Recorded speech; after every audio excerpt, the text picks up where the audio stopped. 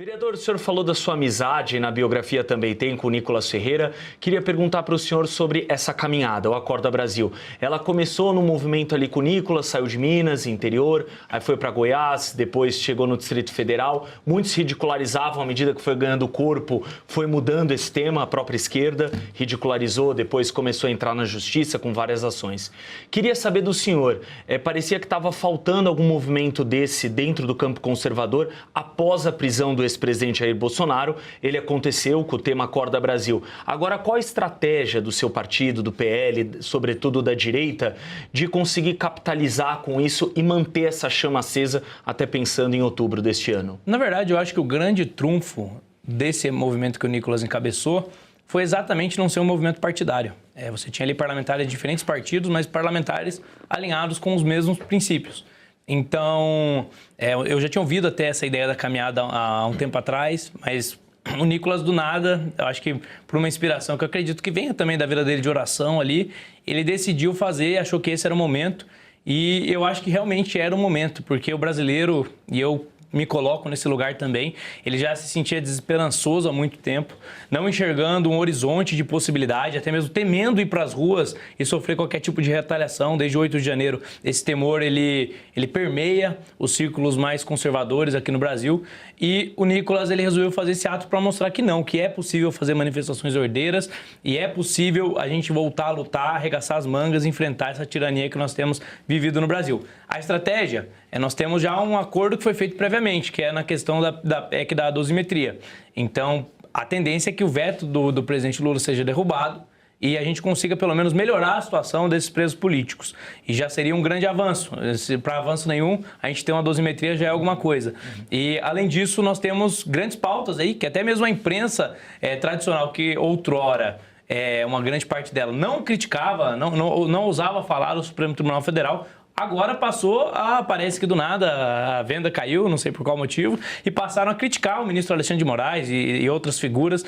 E a gente precisa ter também a CPI do Banco Master, a CPI do INSS, que envolve inclusive o filho do Lula, porque são pautas importantes para o Brasil, coisas que devem ser esclarecidas e escândalos que envergonham a República. Geisiane, a nossa dama da noite. Boa noite, bancada. Boa noite, vereador. Seja bem-vindo à Revista Oeste. Obrigada pela aceitação do convite. É até difícil para mim chamar de vereador, a gente tem uma amizade, então fica difícil. Mas, vereador, quero ouvir a respeito da juventude. Você é um rapaz novo, já com família, mas é novo. O Nicolas também. A minha pergunta é, ao que você atribui essa questão da juventude tão engajada na pauta conservadora, especificamente conservadora? A gente sabe que tem os liberais também, mas especificamente conservadora e cristã. Você sabe que eu ouvia muito isso, de que eu tinha um diálogo muito grande com a juventude e eu olhava na rua, às vezes encontrava senhoras, pessoas de diferentes idades, eu não tinha muito essa noção de que o meu público maior era mais jovens mesmo. Mas recentemente eu dei uma estudada melhor nas minhas redes e tal, e cheguei à conclusão de que realmente eu tenho um público jovem gigantesco.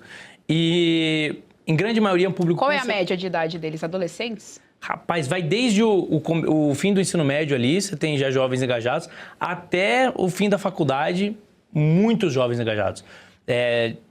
Saiu até pesquisas recentes, né, mostrando que a juventude ela tende a ser mais conservadora, principalmente homens, e eu acho que isso tem um motivo.